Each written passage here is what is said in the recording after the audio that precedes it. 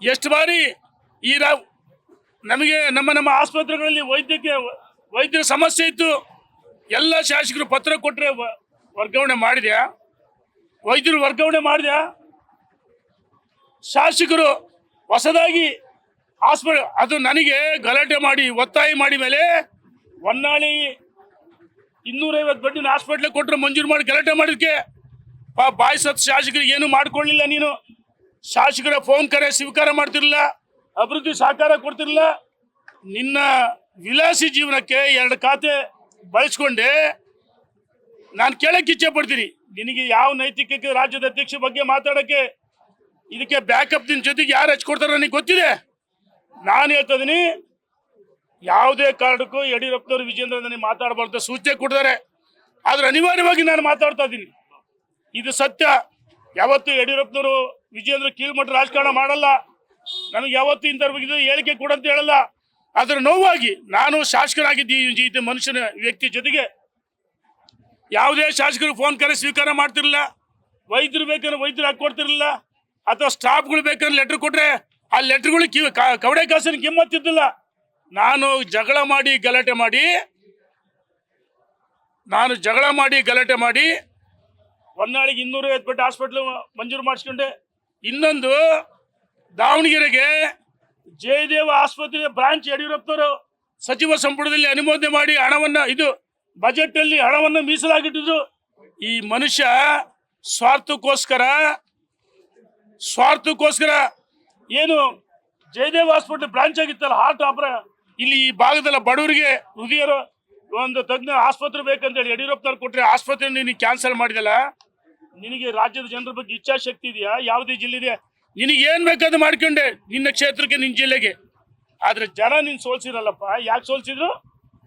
ವಿಜೇಂದ್ರ ಸವಾಲಾಗ್ತಿ ಬಯಲುಸೀಮೆಗೆ ಬಂದು ಗೆಲ್ಸಿ ಅಂತ ನೀನೆಷ್ಟು ಜನ ಶಾಸಕರು ಗೆಲ್ಸಿದೆ? ಮಿಸ್ಟರ್ ಸುಧಾಕರ್, ನಿನ್ನ ಹಗರಣವನ್ನ ನೀನು ಮಾಡಬಾರದು ಮಾಡಿದೀಯ. ನಿನ್ನ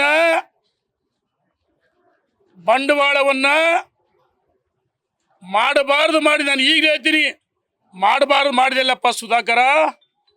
ಮಿಸ್ಟರ್ ಸುಧಾಕರ, ನಿನ್ನ ಅವಾಂತರಗಳನ್ನು ನಾನು ಹೇಳ್ಬೇಕಾಗತ್ತೆ. ಇನ್ನೊಂದ್ಸರಿ ಯಡಿಯೂರಪ್ಪನವರ ವಿಜೇಂದ್ರ ಬಗ್ಗೆ ಟೀಕೆ ಮಾಡಿದರೆ ವಿಜೇಂದ್ರ ಬದಲಾಯಿಸಿಬಿಡ್ಬೇಕಂತ. ಏನು ನಿಮ್ಮ ವಿಜೇಂದ್ರ ಯಾವತ್ತಾದ್ರೆ ನನ್ನ ಮನೆ ಆಸ್ತಿ ಅಂತ ಹೇಳ್ಕೊಂಡಾರ? ಯಡಿಯೂರಪ್ಪನವ್ರು ಹೇಳಿದ್ರ? ಯಡಿಯೂರಪ್ಪ ಇಡೀ ಪ್ರಾಣವನ್ನು ಭಾರತೀಯ ಜನತಾ ಪಾರ್ಟಿಗೋಸ್ಕರ ಮುಡುಪಾಗಿಟ್ಟಿದ್ರು. ವಿಜೇಂದ್ರ ರಾಜ್ಯಾಧ್ಯಕ್ಷ ಮಾಡಿದ ವರಿಷ್ಠರು. ಮಿಸ್ಟರ್ ಸುಧಾಕರ್, ಇನ್ನೊಂದು ಸಾರಿ ರಾಜ್ಯದ ಅಧ್ಯಕ್ಷರ ಬಗ್ಗೆ ಹಗುರ ಮಾತಾಡಿದ್ರೆ ನಿನಗೆ ನಿನ್ನ ದಾಟಿಯಲ್ಲಿ ಉತ್ತರ ಕೊಡ್ತೀನಿ. ನಿನ್ನ ಬಂಡವಾಳವನ್ನು ಬಿಚ್ಚುತ್ತೀನಿ. ನೀನು ಏನೇನು ಕೆಲಸ ಮಾಡಿ ನನಗೆ ಗೊತ್ತಿದೆ. ಶಾಸಕರ ಮಾತು ಕವಡೆ ಕಾಸು ಕಿಮ್ಮತ್ತಿಲ್ಲ, ಲೆಟರ್ಗಳು ಕಿಮ್ಮತ್ತಿಲ್ಲ.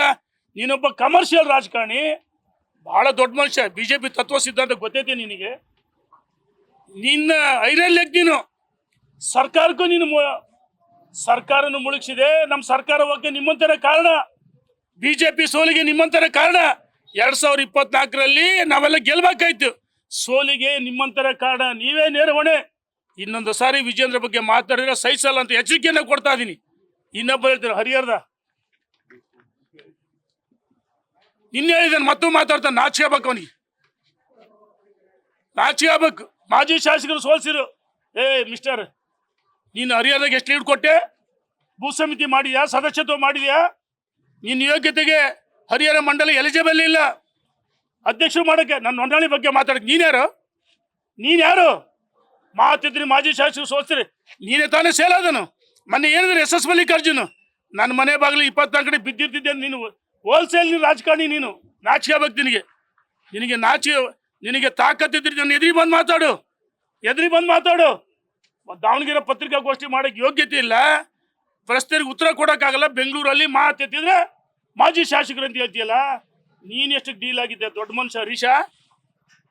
ಪದೇ ನಮ್ಮ ಬಗ್ಗೆ ಮಾತಾಡಿದ್ರೆ ನಾನು ಹೇಳ್ತೀನಿ, ಈಗಲೂ ನಮ್ಮ ಎದುರಿಗೆ ಬಂದು ಮಾತಾಡಬೇಕು. ಜಿಲ್ಲಾಧ್ಯಕ್ಷರು ನೋಡಿ, ಜಿಲ್ಲಾಧ್ಯಕ್ಷರನ್ನ ವಿಜೇಂದ್ರ ಯಾರನ್ನು ನೇಮಕ ಮಾಡಿಲ್ಲ. ಇದೊಂದು ಪ್ರೊಸೀಜರ್ ಇದೆ.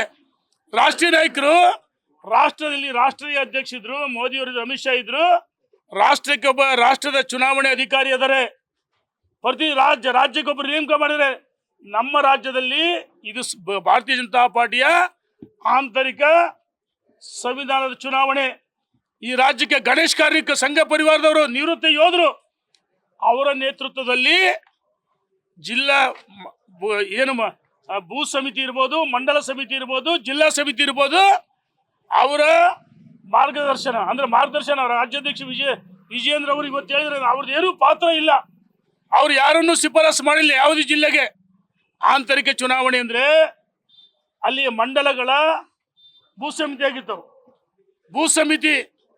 ಆ ಭೂ ಸಮಿತಿ ಅಭಿಪ್ರಾಯ ಪಡೆದು ಮಂಡಲ ಅಧ್ಯಕ್ಷ ಘೋಷಣೆ ಮಾಡ್ತಾರೆ. ಮಂಡಲ ಅಧ್ಯಕ್ಷರ ಅಭಿಪ್ರಾಯ ಸಂಗ್ರಹಿಸಿ ಎಲ್ಲರ ಕೋರ್ ಕಮಿಟಿ ಪ್ರಮುಖರ ಅಭಿಪ್ರಾಯವನ್ನು ಸಂಗ್ರಹಿಸಿ ಜಿಲ್ಲಾಧ್ಯಕ್ಷರು ನೇಮಕ ಮಾಡಿದರೆ ಆ ಸಂಜೀವ್ ರೆಡ್ಡಿಯ ನೇಮಕ ಆಗಿದ್ದು ಪಕ್ಷದ ಒಬ್ಬ ಸಾಮಾನ್ಯ ಕಾರ್ಯಕರ್ತ. ನಿನ್ನ ಚೀಲ ಆಗ್ಲಿ ಅಂತೇಳಿ ವಿಜೇಂದ್ರ ಬಗ್ಗೆ ಅಗರ್ವ ಮಾತಾಡ್ತೀಯ.